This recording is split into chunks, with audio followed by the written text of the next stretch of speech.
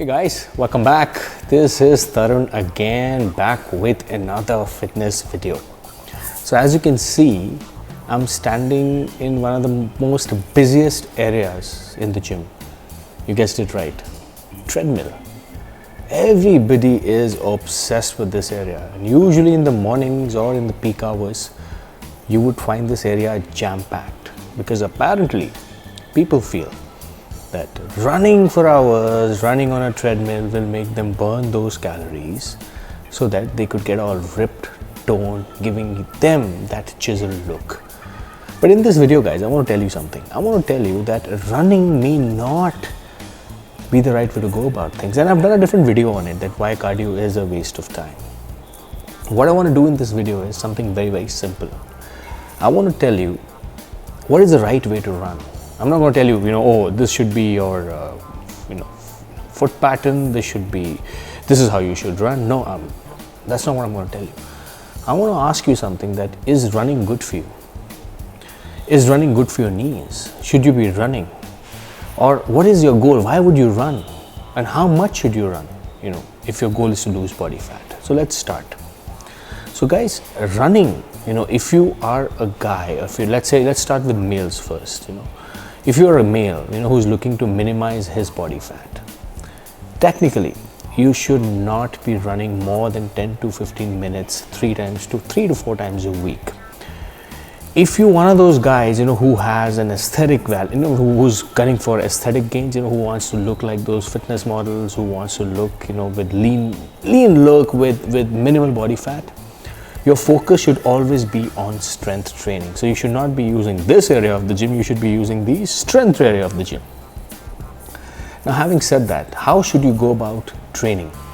When it comes to lowering body fat, as I said, focus more on strength. Cardio should only come after your strength training session for about 5, 10 or 15 minutes depending on your time. It should only be 15 minutes. And it's okay if you don't want to run. Running is something, I'll tell you something, running is good for some people and running is also bad for few. Bad in a way because, as your whole body weight is actually on your knees. I've also seen people, who are runners, who've been great runners in their 30s and 40s, and late 40s and 50s, their knees begin to give up.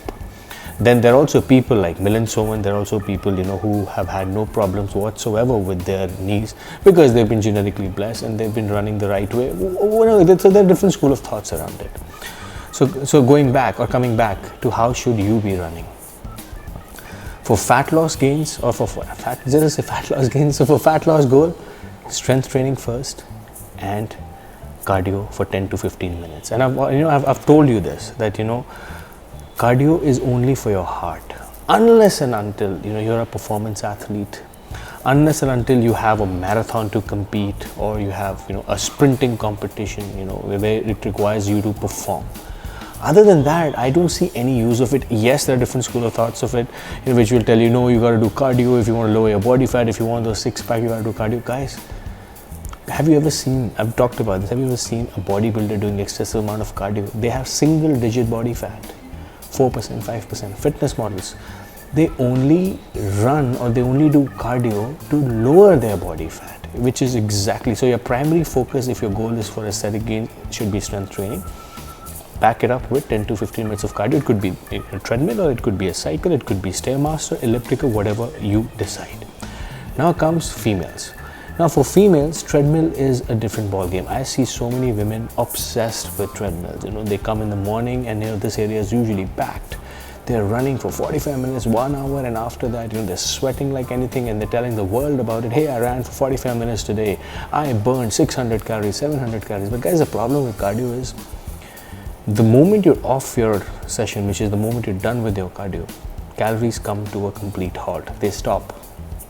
Whereas in a strength training session, though you may not burn that many calories, let's say you will not be able to burn 600-700 calories in one session, but your metabolism will be so high for next 48 hours that you'll continue to burn calories at the same pace, but it feels as if you're actually training.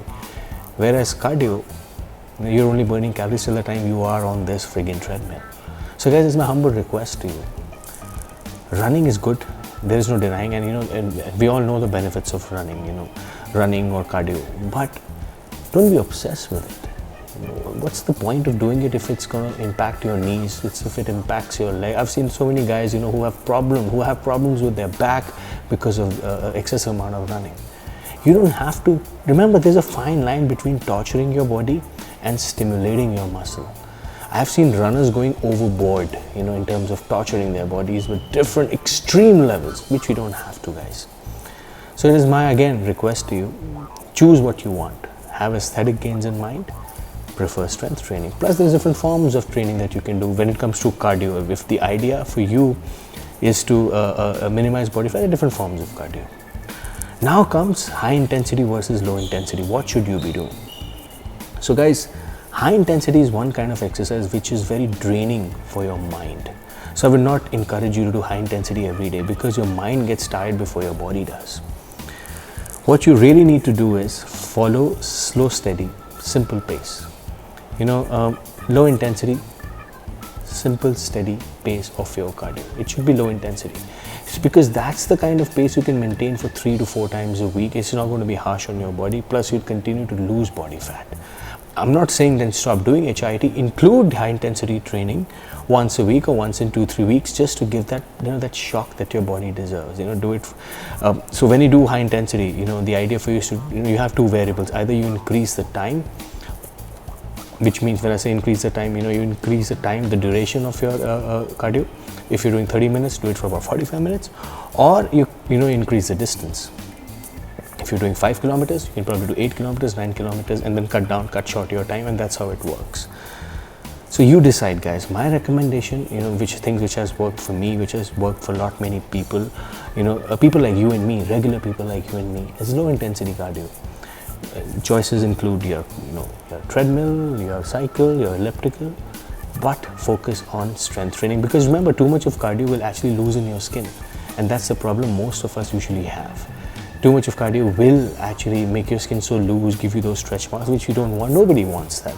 So guys, start focusing on strength training and run only for 10 to 15 minutes, 2 to 3 times a week if you really have to minimize your body fat.